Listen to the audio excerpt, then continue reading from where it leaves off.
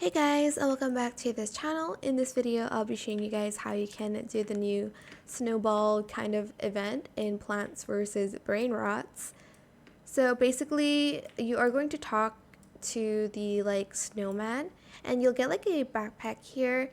Basically, you get snowballs from defeating brain rots with the snowy mutation. So as you can see, I have this snowy one right here.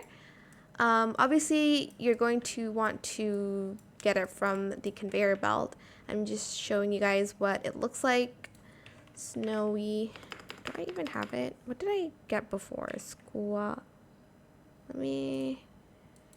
Snow. Oh, it's right here. Sorry. Okay, so this is what it looks like. It has the snowy mutation.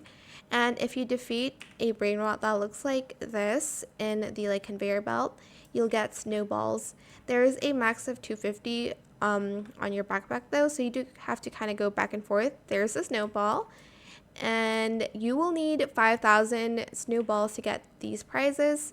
The premium water bucket is at 250, as you can see.